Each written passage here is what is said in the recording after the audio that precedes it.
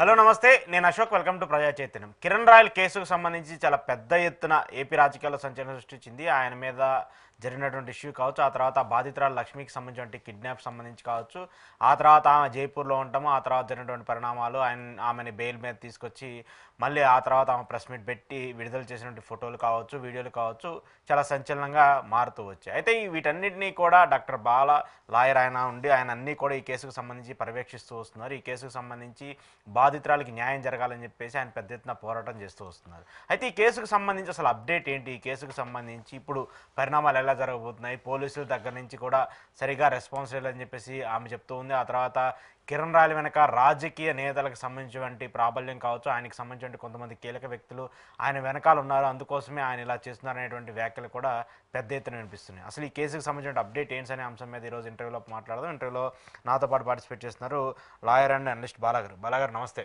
నమస్తే. సో ఏంటి Kiran royal case ఎంతవరకు వచ్చింది, అసలు అది ఉంటుందా ఉండదా, నిలబడుతుందా నిలబడదా? సో ఈ కేసు అనేది నిలబడుతుంది. కాకపోతే ఇప్పుడు వాళ్ళు అధికారంలో ఉన్నారు కాబట్టి కొంచెం జాప్యత జరగడం అనేది సర్వసాధారణం.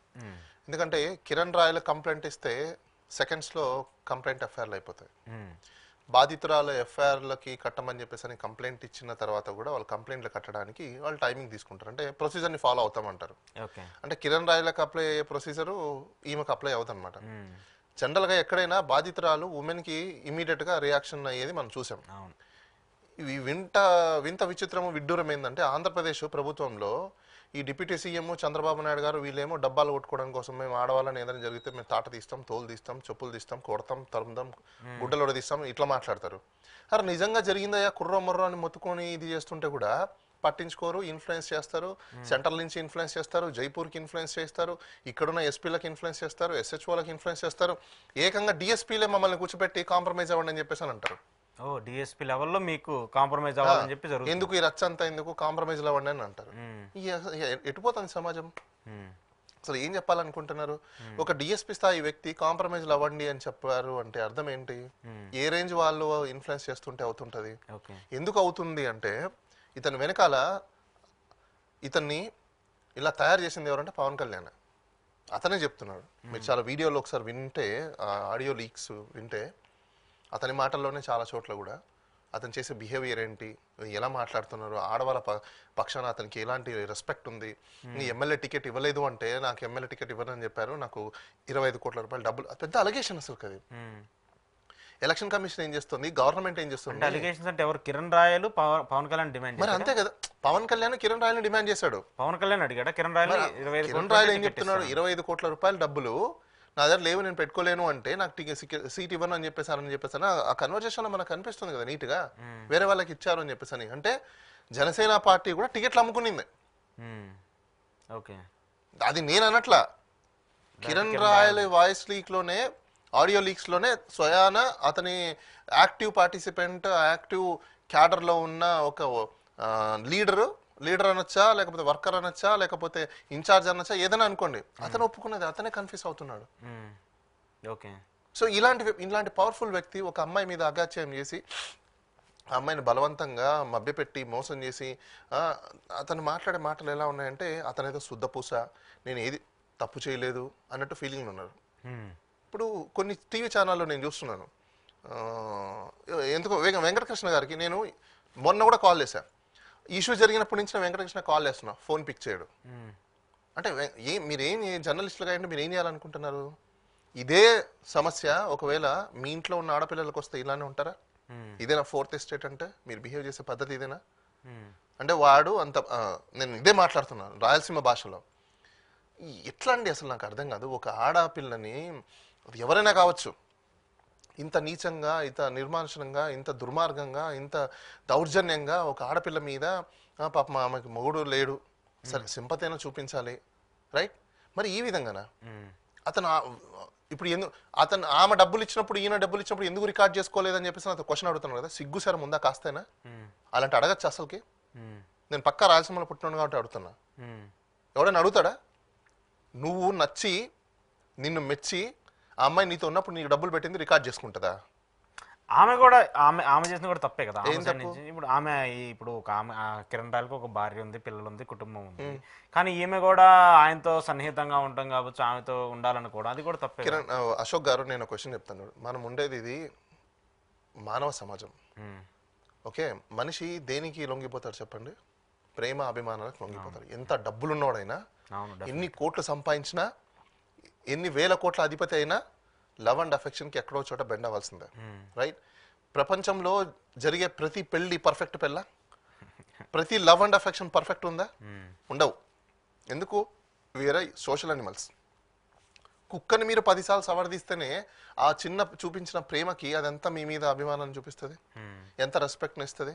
మరి కుక్క పిల్లలకే జంతువులకే అంత ఉన్నప్పుడు మరి మనుషులకి ఎంత ఉంటుంది? సో ఆవిడకి ఎంగేజ్లో మ్యారేజ్ అవ్వడం కావచ్చు, తను అనుకున్నవి కొన్ని డిశ్చార్జ్ అవ్వకపోవడం కావచ్చు, ఇతను వాళ్ళ అమ్మ వాళ్ళ ఇంటి పక్కన ఉన్న వ్యక్తి, వాళ్ళ హస్బెండ్తో ఫ్రెండ్షిప్ ఉన్న వ్యక్తి, ఇప్పుడు హస్బెండ్ ఫ్రెండ్ అంటే ఎవడైనా ఏం భావిస్తారు? రెస్పెక్ట్ఫుల్గా ఉంటారు. నువ్వేం చేసావు? ట్రాప్ చేసావు కదా. నువ్వు ట్రాప్ చేయకపోతే ఆమె ఎందుకు పడుతుంది? నువ్వు ఎన్ని చెప్పింటే ఒక అమ్మాయి పడ్డమంటే అంత ఈజీనా? మీకు బెస్ట్ ఎగ్జాంపుల్ ఒకటి చెప్తాను. మీరు ఇంటర్ చదివారు కదా, నేను ఇంటర్ చదివాను. అందరూ డిగ్రీలు చేసాం, నేను డిగ్రీ చేశాను. మీరు పీజీ చేసి ఉంటారు, నేను కూడా పీజీ చేస్తున్నాను. మీరు ప్రొఫెషనల్ కోర్స్, మనం అందరం స్కూల్ కాలేజ్ చేసిన గడిపి రాలేదా? నేను ఓపెన్ చెప్తున్నా, ఇంటర్మీడియట్లో ఒక అమ్మాయిని లైన్ అయ్యాలంటే, ఒక అమ్మాయిని పడేయాలంటే అంత ఈజీనా? ఒక అమ్మాయికి 10 మంది కాంపిటీషన్ ఉంటారు. ప్రాక్టికల్ మాట్లాడుతున్నా. అమ్మాయి ఎవరికో ఒక్కడికే పడుతుంది. ఇంజనీరింగ్లో అంతే, డిగ్రీలో ఎక్కడైనా అంతే. ఎందుకు వాడికే పడింది అంటే సో మెనీ రీజన్స్. అక్కడ సచ్ కాదు, సో మెనీ రీజన్స్, ఎన్నో రీజన్స్ ఉంటాయి. అంటే ఒక అమ్మాయిని ఇంప్రెస్ చేయాలంటే అంత ఈజీ కాదు. సో ఇప్పుడు ఏంటి, కిరణ్ రాయల్ ఇంప్రెస్ చేసి ఖచ్చితంగా పబ్లిక్ గా ట్రాప్ చేశాడు. అమ్మాయిని ఇంప్రెస్ చేయకుండా, ఆమెను ఇంప్రెస్ చేయకుండా ఊరికనే ఆమె పొలవమని. ఇప్పుడు నువ్వు అనామకుడికి ఫస్ట్ ఆఫ్ ఆల్ నువ్వే అంటున్నావు నాదేముంది అని చెప్పేసి అని. మరి నీతో ఉండాల్సిన అవసరం ఏముంది? వాళ్ళ ల్యాండ్ లార్డ్స్ నీకంటే ముందే, వాళ్ళ పేరెంట్స్ ఉన్న వాళ్ళే. ట్రాప్ వేసింది నువ్వు కదా, ట్రాపేసింది నువ్వు కదా, వాళ్ళు కాదు కదా. ఆమెకు హస్బెండ్ ఉన్నాడు, పిల్లలు ఉన్నారు, ఆమెకు పొలాలు ఉన్నాయి, భూములు ఉన్నాయి, అన్నీ ఉన్నాయి. నువ్వు అవన్నీ చూసుకుని నువ్వు కదా ట్రాపేసావు. నువ్వు పెద్ద అందగాడు ఏమన్నా? నిన్ను మించిన అందగాళ్ళు లేరా ఆమెకి? మస్తు మంది ఉంటారు కదా కొంతమంది. అంటే తను మాట్లాడే మాటల్లో ఏదైతే మాట్లాడుతున్నారో, ఆమె కిలాడి లేడీ, అన్ని రాష్ట్రాలలో ఆమె మీద పోలీసులు, అన్ని రాష్ట్రాల పోలీసులు ఎందుకు తిరుగుతున్నారు? నీ వల్ల కదా తిరిగేది, నీకు తెలియదా? నువ్వేం చేసినావు? ఆమె బ్యాంక్ అకౌంట్లు, ఆమెకు సంబంధించినవన్నీ నీ దగ్గర పెట్టుకుని నువ్వు కదా ట్రాన్సాక్షన్స్ చేసింది. మిగతా వాళ్ళకి తెలియకపోవచ్చు, నేను కేసు హ్యాండిల్ చేస్తున్నాను కాబట్టి నాకు తెలుసు కదా. నువ్వు కదా మొత్తం హ్యాండిల్ చేసింది. వాళ్ళ ఇంట్లోకి రైట్ ట్రైల్ గా నువ్వేమన్నా ఇదా విఐపివా? ఇష్టానుసారం సీసీ ఫుటేజ్ నేను కూడా చూశాను. రైట్ ట్రైల్ గా వచ్చేసి నువ్వు పెళ్లి చేసుకుంటా అని చెప్పావు కాబట్టి నీకు ఆమె రైట్ ఇచ్చింది, లేకపోతే నేను ఎందుకు రాణిస్తుంది? ఇప్పుడు మనం ఉన్నామండి, ఎవరో ఇంట్లోకి వెళ్తే రాణిస్తారా మనల్ని? చొప్పు తీసుకొని కొడతారు. అవునా కదా? ఇప్పుడు మనం ఇంటర్మీడియట్లోనే అనుకోండి, మనల్ని ఒక అమ్మాయి లవ్ చేస్తుంది, ఆ అమ్మాయి మనకి ఏదో గిఫ్ట్లో లేకపోతే ఇంకోటో సంథింగ్ ఎల్స్ ఏదో చేసింది అనుకో, అమ్మాయి వీడియోలు తీసి పెట్టుకుంటుందా? ఫోటోలు తీసి పెట్టుకుంటుందా? ఏం మాట్లాడతాడు అసలు? కాస్త బుద్ధి బుర్రలేదా? పోనీ ఆ ఛానల్లో కూర్చోబెట్టుకొని మాట్లాడే వాళ్ళు కూడా వాళ్ళకైనా సెన్స్ లేదా? కామన్ సెన్స్ లేదా? కనీసం కండెమ్ చేయరా? వాళ్ళు కూడా చదువుకునే కదా వచ్చారు, వాళ్ళు కూడా ఇంటర్మీడియట్ చదివారు, డిగ్రీ చదివారు, పీజీలు చేసి ఉంటారు, సొసైటీలో ఉన్నారు. కామన్ సెన్స్ అది. ఈ మాత్రం కామన్ సెన్స్ లేకుండా 4th ఎస్టేట్లో వీళ్ళు ఎట్లా రన్ చేస్తారు నాకు అర్థం కాదు. సొసైటీకి ఏం మెసేజ్ ఇస్తారు వీళ్ళు? అంటే నేను ఎందుకు ఇవన్నీ చెప్తున్నానంటే, ఆ అమ్మాయిది తప్ప అంటే నేను 100కి 100% తప్పు కాదని చెప్తా. ఎందుకు రీజన్ అంటే, ప్రతి అమ్మాయికి కూడా, అమ్మాయి లవ్ అండ్ అఫెక్షన్ మీద ఖచ్చితంగా పిఎం అయినా కూడా, ప్రెసిడెంట్ ఆఫ్ ఇండియా అయినా కూడా, ప్రేమకి ఎవరైనా దాసోహమే.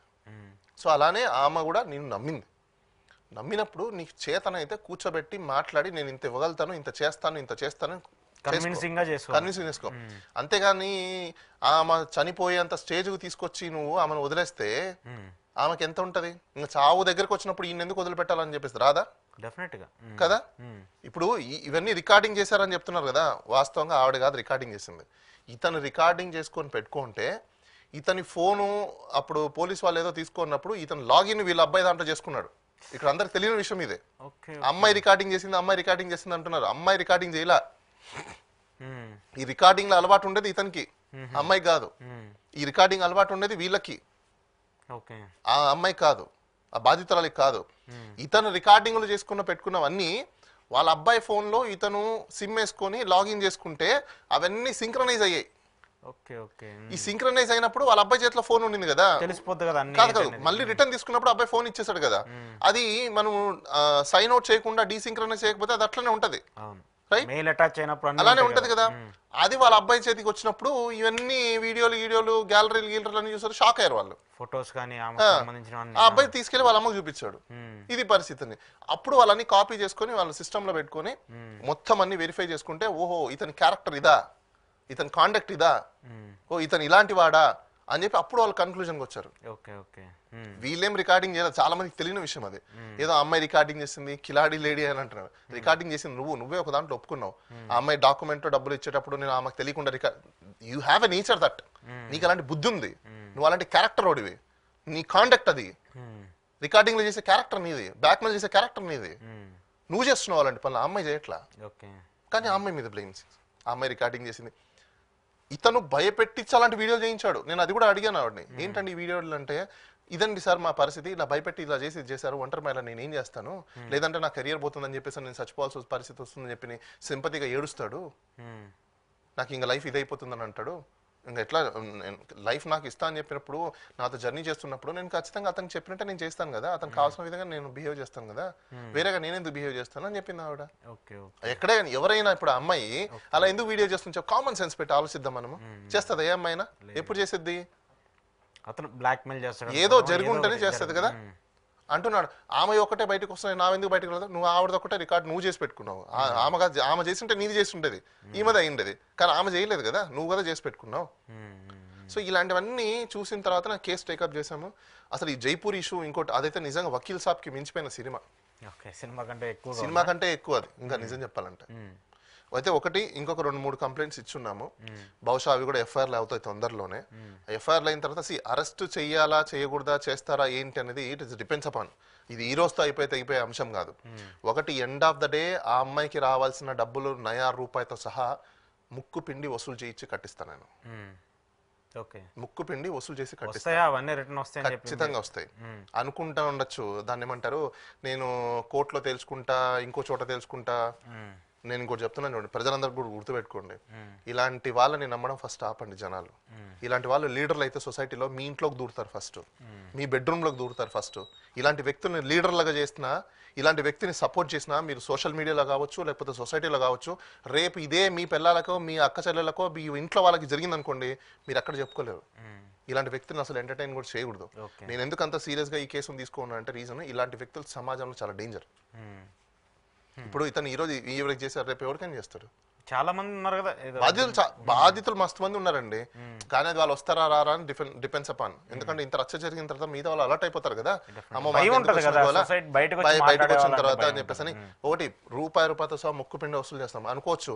మేము నా పేరు మీద ఏం లేవు, నేను మా వైఫ్ పేరు మీద పెట్టా, మా పిల్లల పేరు మీద పెట్టా. బాస్, సోర్స్ ఆఫ్ ఇన్కమ్ చాలా ఇంపార్టెంట్. నువ్వు వైఫ్ మీద పెట్టు, పిల్లల పేరు మీద పెట్టు, లేకపోతే ఇంకోటి బినామీ పేరు మీద పెట్టు, లేదా ఇంకోటి పేరు మీద పెట్టు, ఎక్కడున్నా ముక్కు పిండి వసూలు చేస్తాం. సోర్స్ ఆఫ్ ఇన్కమ్ లేకుండా ఎవడు పడితే వాడు ఆస్తులు మాకు వచ్చేసాయి, మా పేరు మీద ఉంది కాబట్టి ఏం చేయలేరు, అవన్నీ కల్లో మాటలు. కోర్టులో తెలుసుకుంటారు కదా, కోర్టులోనే ఉంటాయి అన్ని, అంత ఈజీ కాదు. ఏదో కోర్టులోకి వెళ్ళిపోయింది మాత్రం. మొన్న రీసెంట్గా నేను చూసాను ఏదో వీడియోలో అనుకుంటాను, ఓవర్టర్న్ వచ్చేసింది హైకోర్టుకి, కిరణ్ రాయల్కి ఇది వచ్చింది. అసలు ఫస్ట్ ఆయన తెలుసుకోవాల్సింది ఏందో తెలుసా, ఆల్రెడీ నీకు పోలీసు వాళ్ళు 35(3) నోటీస్ ఇచ్చారు, అర్నేష్ కుమార్ జడ్జిమెంట్ ని ఫాలో అయ్యారు, నువ్వు మళ్ళీ రిట్ వేసుకుని తెచ్చుకున్నది ఏంది ఆడ? నీకు ఆల్రెడీ ఇచ్చేసిన దాన్ని నువ్వు తెచ్చుకునేది ఏం చెప్పు? నీకు ఇవ్వకపోతే నీ కోర్టు ఇచ్చిందంటే అప్పుడు నీకు ఊరట వచ్చింది అనుకోవాలి. అంటే నీ తెలివి ఏ రేంజ్ లో ఉందో ఆలోచించుకో. నీకు ఆల్రెడీ పోలీసు వాడు నోటీస్ ఇచ్చాడు, 35(3) ఇచ్చాడు, అరెస్ట్ చేయాల, ఇన్వెస్టిగేషన్ కి కోఆపరేట్ చేయమని చెప్పేసి దాంట్లో కండిషన్స్ ఇచ్చుంటాడు, అవునా? నోటీస్ తీసుకున్నాక మరి ఇంకా అర్నేష్ కుమార్ జడ్జిమెంట్ ఇమ్మని చెప్పేసి మళ్ళీ హైకోర్టుకి ఎందుకు వెళ్ళావు? ఇన్వెస్టిగేషన్ నడుస్తుంది అసలు ఇప్పుడు. Investigation at any cost investigation నడుస్తుంది, అన్ని బయటకు వస్తాయి, ప్రతి ఒక్కటి కూడా ప్రజలకి తెలుస్తాయి, తెలియకుండా ఉండవు. అండ్ బై ద బై ఇంకోటి, ఇప్పుడు ఆమె మీద తప్పుడు కేసులు ఏవైతే పెట్టున్నారో జైపూర్కి సంబంధించింది, ఎఫ్ఐఆర్ లో నేను ఛాలెంజ్ చేస్తున్నా, ఎఫ్ఐఆర్ తెప్పించి కావాలంటే చూసుకోమని చెప్పండి. ఎఫ్ఐఆర్ లో ఆవిడ పేరు ఉండదు, ఆమెకు సంబంధం లేదు. ఆవిడకి అంత తొందరగా బెయిల్ రావడానికి రీజన్ ఇంకో విషయం చెప్పిన మీకు, ఎవరైతే కంప్లైంట్ ఇచ్చారో ఆ కంప్లైంట్ ఇచ్చిన వ్యక్తిని మేము రప్పించాం కోర్టుకి. ఈమె కాదు చేసింది, ఫోన్ కాల్స్, అతను అంటున్నాడు కదా వీడియో కాల్స్ చేసి మాట్లాడింది, ఫోన్ కాల్స్ చేసి మాట్లాడింది అని చెప్పేసి అని, ఈమె కాదు మాట్లాడింది. కంప్లైంట్ అంటే చెప్పాడు డాక్టర్ ఎవరైతే ఉన్నారో doctor by the by mister Kiran royal నువ్వు చెప్పే ఈ ఫాల్స్ ఫేక్ రాంగ్ పబ్లిసిటీ నీ దగ్గర పెట్టుకో, జనాల్ని మభ్యపెట్టి మోసం చేయడం ఎంతవరకు కరెక్ట్ కాదు. నువ్వు కామెంట్స్ ఏమేమి చేస్తున్నావు ప్రతి ఒక్కరు కూడా నోట్ డౌన్ చేస్తున్నారు ప్రతి ఒక్కరు కూడా. బట్ కాకపోతే ఒళ్ళు దగ్గర పెట్టుకొని బిహేవ్ చేస్తే చాలా మంచిది ప్రతి ఒక్కరు కూడా. అలా కాదని చెప్పేసి ఇష్టానుసారం మేము ఏదైనా మాట్లాడతాం, మేము ఏమైనా చేయగలుగుతాం, నేను రోడ్డు మీద వదిలేసానంటే కొంతమంది ఊరి బహిష్కరణ చేస్తారు చూసారా, అలాంటి రోజులు వస్తాయి. ఓకే, సో ఇప్పుడు ఈ కేసుకు సంబంధించి పోలీసులు ఇన్వెస్టిగేషన్ చేస్తున్నారు. ఆల్రెడీ మీరు ఇంకో 2-3 కేసులు కూడా ఫైల్ మూడు అవుతున్నాయి. ఆల్రెడీ 3 కంప్లైంట్స్ ఇచ్చున్నాం. అంటే ఫైల్ అయినాయా? అన్ని ఫైల్ అయినాయి. కంప్లైంట్స్ అయితే ఇచ్చాము. మేము ఎందుకు ఇంకా ప్రెస్ చేయలేదు అంటే వాళ్ళకి ఒక పవర్ ఉంటది కాబట్టి పోలీస్ వాళ్ళకి కూడా 14 days టైం పీరియడ్ ఆ లోపల చేయాలనేది ఉంటుంది కాబట్టి మేము కూడా కామ్గున్నాం. వాళ్ళు కడతారా కట్టరా అని మేము చూస్తున్నాం. అసలు వీళ్ళ బిహేవియర్ ఏంటి, ఏం చేస్తారు, లెట్స్ సీ అని చెప్పి మేము కూడా ప్రెస్ చేయకుండా కామ్గున్నాం. కంప్లైంట్ మా బాధ్యత ఏంది, ఫస్ట్ రిపోర్ట్ చేయడం. మేము రిపోర్ట్ చేసాం. నెక్స్ట్ వాళ్ళు ఏం యాక్షన్ తీసుకుంటారని వెయిట్ చేసి చూడాలి కాబట్టి వెయిట్ చేస్తున్నాం. అంటే ఇక్కడ ఈ సెటిల్మెంట్ కి రావాలి 20 లక్షలు ఇస్తా, దాని సెటిల్మెంట్ పాయింట్ ఆఫ్ వ్యూలో కూడా టు బి హానెస్ట్ చెప్పాలంటే అతను ఏదో 20 lakhs ఇస్తాను, 10 lakhs ఇస్తాను, లేకపోతే ఇంకోటి ఇస్తాను, ఇలాంటి ఎవరెవరితోనో చెప్పిస్తున్నారు. ఆవిడకి ఏమైనా ముష్టేస్తున్నావు నువ్వేమన్నా? 20 లక్షలు, 25 లక్షలు, 30 లక్షలు ఇవ్వడానికి మొత్తం ఎంత కోటి చిల్లరా ప్లస్ ఆమె నగలు మొత్తం 1,30 లక్షలు ఎంత అన్నారు ఆవిడ. ఇంత ఇక్కడే అయిపోలా. ఆమె ల్యాండ్ లేఅవుట్ వేసి అమ్మాడు ఇతను. దాని మీద కూడా క్రిమినల్ కేసు పెడతాం ఇప్పుడు ఇతని మీద. ఎందుకంటే ఆవిడకి రాలేదు ఆ డబ్బులు మొత్తం తీసుకునింది అతనే. కానీ ఈమెను ఫోర్స్ చేసి ప్రెజర్ చేసి రిజిస్ట్రేషన్ చేయించారు. అవి కూడా క్రిమినల్ కాన్స్పిరసీ కింద తీసుకుని అవి కూడా కేసు పెడతాం. అంత ఈజీ అనుకుంటున్నారా వదిలిపెట్టడము? మేబీ అనుకోవచ్చు ఇప్పుడు దాకా మీరు ఏదైనా బాధితురాలితో మీరు కాంప్రమైజ్కి వస్తే అన్ని ఫైన్, కానీ లేదు ఛాలెంజింగ్కి వెళ్తే మాత్రం చాలా చూడాల్సి వస్తుంది. ఆయనకి ఇబ్బంది అవుతుంది. చాలా విత్ ప్రూఫ్స్ అన్ని ఉన్నాయి. ఒకటి డబ్బులు రేపు ఇన్కమ్ ట్యాక్స్ ని కూడా వచ్చి చూసుకోమని చెప్తాం. మేము ఇన్కమ్ ట్యాక్స్ ని కూడా వచ్చి వెరిఫై చేయమని చెప్తాం. ఈమని వెరిఫై చేయమని చెప్తాం, ఆయనని చెప్తాం. మాకు ఎవరెవరి మీద అనుమానాలు ఉందో వాళ్ళ మీద కూడా పంపిస్తాం. ఇప్పుడు ఈమె ఒక ల్యాండ్ అమ్మింది, ఆ డబ్బులు ఎటుపోయినాయి? ఏదో ఆవిడ దగ్గర ఉండాలి, లేకపోతే ఇంకోటి దగ్గర ఉండాలి, ఖర్చు పెట్టి ఉండాలి, ఎంజాయ్ చేసి ఉండాలి, ఏదో జరిగి ఉండాలి కదా. అది ఇన్కమ్ ట్యాక్స్ తెలుస్తుంది. సో దీంట్లో ఒకవేళ ఇప్పుడు వీళ్ళకి సరిగా ప్రాపర్ గా రెస్పాన్స్ ఇవ్వకపోతే ఇన్కమ్ ట్యాక్స్ ఖచ్చితంగా చేస్తాం. ఎలక్షన్ కమిషన్ కూడా ఇన్వాల్వ్ చేస్తాం. ఎందుకంటే ఇతను తీసుకున్నదంతా ఆమెకు చెప్పి ఇతను ఎమ్మెల్యే పదవి వస్తుంది, ఎమ్మెల్యే రావడం వల్ల చూసుకుంటారని చెప్పేసి దానికోసం స్పెండ్ చేశారు. నువ్వు పెట్టిన మీటింగ్స్ అవన్నీ తీస్తాం మీడియా నుంచి. డబ్బులు ఎలా ఖర్చు పెట్టారు, జనాలు ఎవరు వచ్చారు, ఎవరెవరికి ఎంత ఖర్చు అయింది, అక్కడేమి ఆర్గనైజేషన్ ఎవరు, ఇవన్నీ తీస్తాం. అంత ఈజీ అనుకుంటున్నారా? ఏమనుకుంటున్నారు అందరూ మీరు పొలిటీషియన్స్ అంటే? నేను ఏదో మీడియాలో 4 మాటలు మాట్లాడేసిన తర్వాత నేను లీడర్ అయిపోయినాను, నేను ఏం చేసినా చదువుతుంది అనుకుంటున్నారా? లా అంత ఈజీ కాదండి, లీగల్ అంత ఈజీ కాదు. మనం చూసాం ఎగ్జాంపుల్ కేసు మీకు మార్గదర్శికి సంబంధించింది, చిట్ ఫండ్స్ సంబంధించింది. ఆయన చనిపోయిన తర్వాత కూడా దాని లైబిలిటీ ఎవరికి వెళ్ళింది? వాళ్ళ అబ్బాయికి వెళ్ళింది. చాలా మంది అంటున్నారు వాళ్ళ అబ్బాయికి ఏంటని చెప్పేసి అని. జనాలందరూ కూడా తెలుసుకోండి. సో లైబిలిటీ వాళ్ళ అబ్బాయికి ఎందుకు వెళ్తుంది అంటే ఆస్తులను ఎవరైతే అనుభవిస్తారో లీగల్ హెయిర్ ని వాళ్ళని ఇంప్లీట్ చేస్తారు. ఖచ్చితంగా లీగల్ హెయిరే రెస్పాన్సిబిలిటీ ఉంటది. రేపు ఆయనకు రావాల్సిన ఆస్తులు ఉన్నాయనుకోండి, లీగల్ హెయిర్ ఇంప్లీట్ అవడా, మా నానాస్తులు మాకు రావాలని చెప్పేసి. అలానే అప్పులు కూడా వస్తాయి. చాలా మంది పిల్లలకు తెలియదు ఏంటంటే తల్లిదండ్రుల ఆస్తులే మాకు వస్తాయి, అప్పులు రావాలని మీ ఫీలింగ్ లో ఉండకండి. ఆ ఫీలింగ్స్ తీసేయండి. తల్లిదండ్రుల అప్పులు కూడా మీకు వస్తాయి. ఎందుకంటే వాళ్ళ జీవిత కాలం మొత్తం ఆ డబ్బులని ఖర్చు పెట్టింది పిల్లలకు ఉంటాయి కాబట్టి డెఫినెట్ గా మీరు దాంట్లో బాధ్యతలే. మీరు దాంట్లో ఖచ్చితంగా రెస్పాన్సిబిలిటీ తీసుకోవాల్సిందే. లీగల్ హెయిర్ మీరే, వేరే వాళ్ళు కాదు. సో వాళ్ళకి కూడా అది అప్లై అవుతుంది ఖచ్చితంగా. సో ఇప్పుడు ఏంటి ఈ అరెస్ట్ చేసే సిచ్యువేషన్స్ ఏమైనా వస్తాయి అంటే? ఇప్పుడు మోస్ట్ ప్రాబబ్లీ ఇప్పుడు 3 కేసులు ఏవైతే పెట్టున్నామో ఈ 3 కేసులలో అరెస్ట్ చేసే అవకాశాలు అయితే ఉంటాయి ఖచ్చితంగా, అందులో ఉంటాయి. ఎందుకంటే అవి కొంచెం సీరియస్ ఇన్ నేచర్ లో ఉన్నవి కాబట్టి దాంట్లో అయితే ఖచ్చితంగా అరెస్ట్ చేయాల్సిన అవసరం అయితే ఉంటుంది. అంటే పవన్ కళ్యాణ్ గారిని కూడా కలుద్దామని చెప్పేసి మీరు చాలా మేము యాక్చువల్గా అపాయింట్మెంట్ ఓఎస్డీని అడుగున్నాము. ఆయనకి ఏదో ప్రయాగ్రాజ్ లో ఉన్నారు, ఇక్కడ ఉన్నారు, అక్కడ ఉన్నారు అని చెప్పేసి ఆయన చెప్పారు. ఇప్పుడు ఈ రోజు వచ్చేస్తుంటారు కాబట్టి సమావేశాలకు వచ్చేస్తున్నారు కాబట్టి మోస్ట్లీ ఇవాళ కానీ రేపు కానీ మేము ఇంకా దాని మీద ఒకసారి పర్సూ చేసి ఎప్పుడు అపాయింట్మెంట్ ఉందో చూసుకొని రేపు ఇస్తారనుకుంటారా? ఒకటి ఇస్తే ఒకటి, ఇవ్వకపోతే ఇంకొకటి. ఇస్తే ఏం చేయాలి అనేది మాకు తెలుసు, ఇవ్వకపోతే నెక్స్ట్ ఏం చేయాలనేది కూడా మేము ఆలోచించుకోవాలి. మీరైతే ప్రీ ప్లాన్డ్ ప్రిపేర్డ్. ఎందుకంటే ఆయన ఎవరండి ఇవ్వకపోవడానికి? ఆయన ఎవరు అసలు ఇవ్వకపోవడానికి?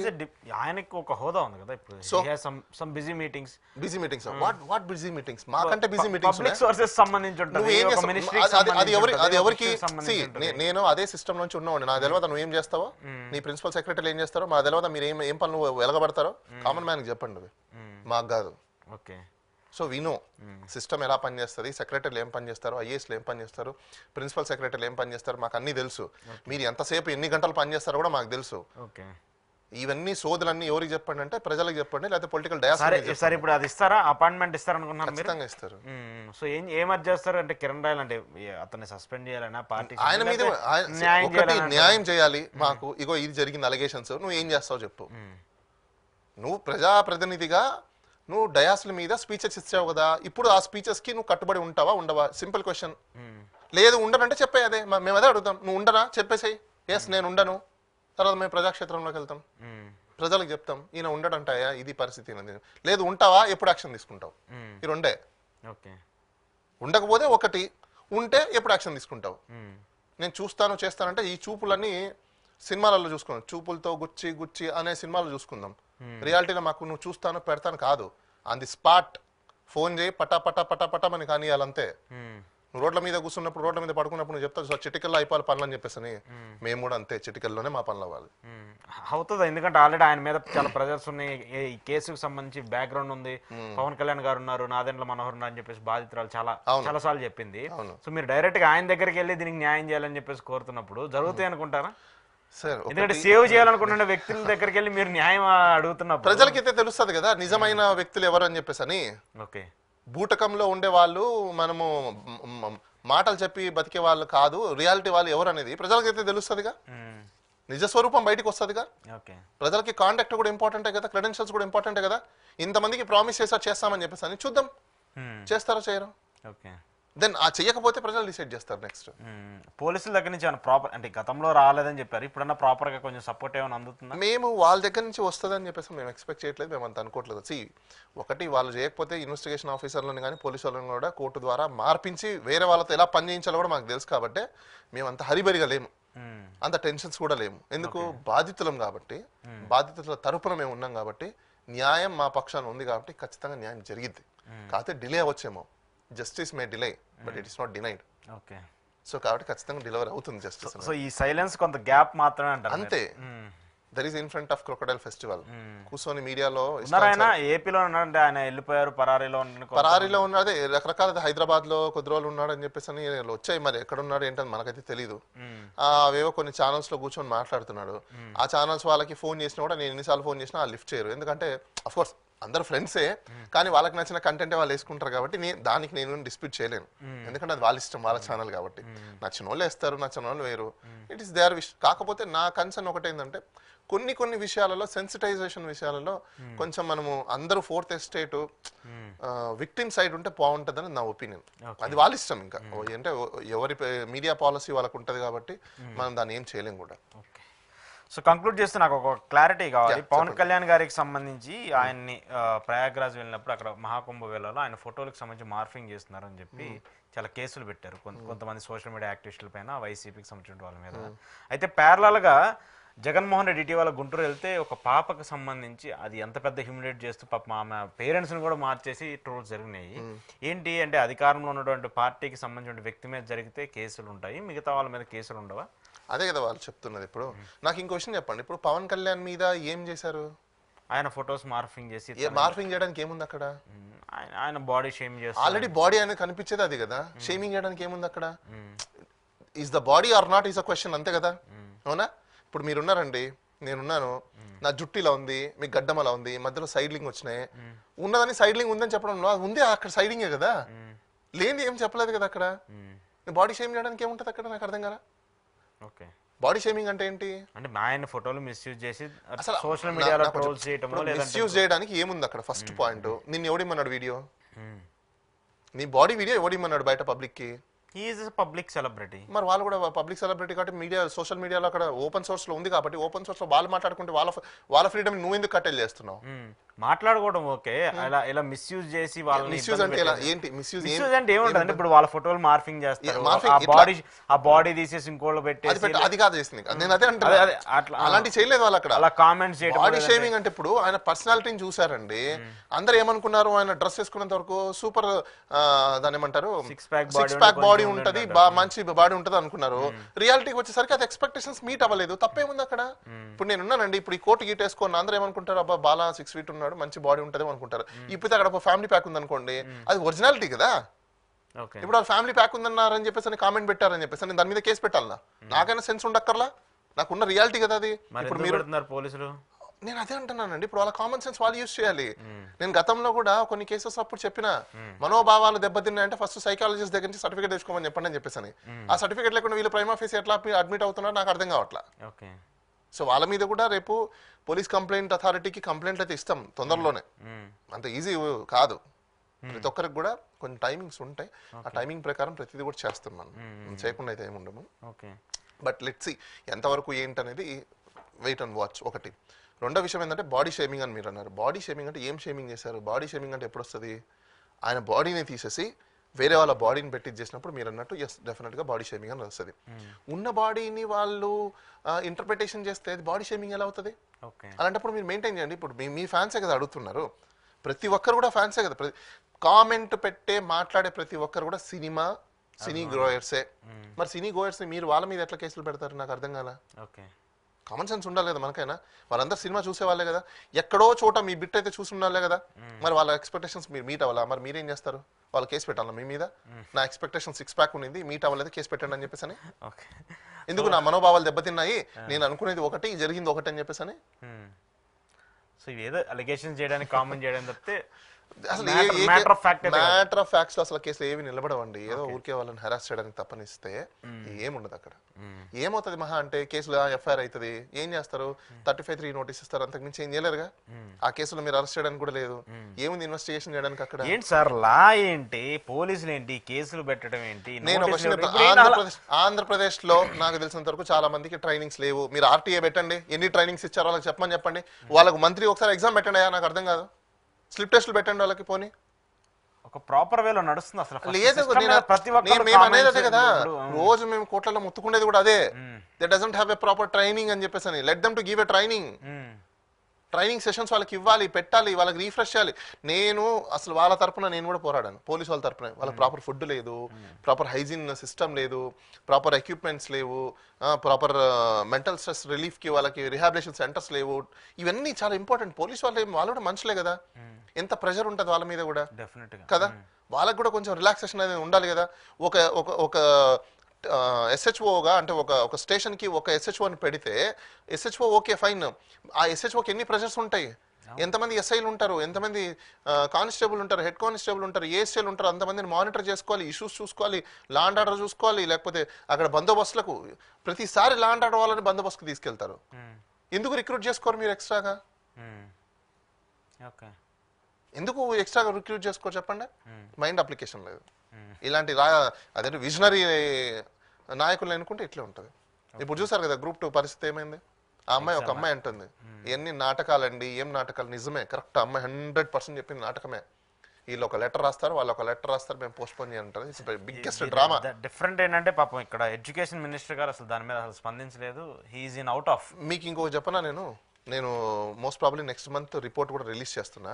ఆంధ్రప్రదేశ్ ప్రస్తుత పరిస్థితుల్లో ప్రజలు ఏమనుకుంటున్నాడు, మూడ్ ఆఫ్ ఆంధ్రప్రదేశ్ ఏముంది, ర్యాంకింగ్ కూడా, పొలిటీషియన్స్ ర్యాంకింగ్, మినిస్టర్ల ర్యాంకింగ్ కూడా నేను రిలీజ్ చేస్తాను మోస్ట్ ప్రాబ్లీ త్వరలోనే.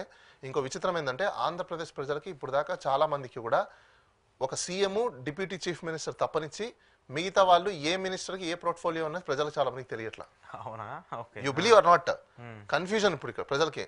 ఎవరు హోమ్ మినిస్టర్ తెలీదు, ఎవరు మినిస్టర్ తెలీదు, ఎవరు ఎడ్యుకేషన్ మినిస్టర్ తెలీదు, ఎవరు ఫైనాన్స్ మినిస్టర్, ఇద్దరే తెలిసింది ఇక్కడ. ఒకటి నారా లోకేష్ గారు మినిస్టర్ అనేది తెలుసు, కానీ ఏంటిదని ప్రాపర్ గా తెలియదు. 2 చీఫ్ మినిస్టర్ అని తెలుసు, చంద్రబాబు నాయుడు గారు అని చెప్పేసి అని, ఆయన ఏమేమి శాఖలు చూస్తారనేది తెలీదు. 3వది డిప్యూటీ చీఫ్ మినిస్టర్ ఉన్నాడని తెలుసు, ఆయన శాఖలు తెలియదు. ఒకటి పంచాయతీరాజ్ అని మాత్రం తెలుసు, కానీ ఆయన పంచాయతీరాజ్ కాకుండా ఇంకేమేం చేస్తాడో ఎవరికి తెలియదు. ఓకే. సో ఈ వీళ్ళు తప్పనిసి మిగతా మినిస్టర్లు ఎవరు, అసలు ఏ మినిస్టర్ ఎవరెవరి పోర్ట్ఫోలియోస్ ఉన్నాయి, ఇవేమి ప్రజలకు తెలియదు. ఓకే. ఎవరిని అడిగినా మీకు ఏమో. సో అయితే కిరణ్ రాయల్కి మాత్రం ఇది ఈజీ కాదు, ఖచ్చితంగా టఫ్ సబ్జెక్ట్ అంటారు. టఫ్ సబ్జెక్టు ఆయన మాట్లాడుతూ ఉంటాడు కదా, ఏంది సార్ ఇది, పొద్దున్నే ఒకళ్ళు లేస్తాడు, సాయంకాలం ఒకళ్ళు లేస్తాడు, మధ్యలో ఒకళ్ళు లేస్తాడు, అలానే అతేలి మీ చాంతారే దిఖాతే అనేది త్వరలో కనిపిస్తుంది. ఓకే. అంటే హిందీలో ఒక సామెత ఉందన్నమాట, నాచిన ఆయన అంగన్ బింగ్ అన్నాడంట ఒకడు. ఎందుకు ఆ సామెత చెప్తున్నా అంటే, చేసేవాడు ఎక్కడ ఉన్నా చేస్తాడు, అట్లా పట్టపక్కల చుక్కలు కనిపిస్తాయి. సో ఖచ్చితంగా ఎఫెక్ట్ ఉంటుంది దానికి. ఉంటుంది, తప్పులు చేసినప్పుడు ఎఫెక్ట్ ఎందుకు చెప్పండి. అంత సామాన్యమైన ఒకటి అంత సామాన్యమైన విషయం కాదు కదా. ఒకటి ప్రతి ఒక్కరికి ఇంట్రెస్ట్ అనేది కామన్ అండి, పర్సనల్ ఇంట్రెస్ట్ అవి, దాంట్లోకి నేను వెళ్ళను.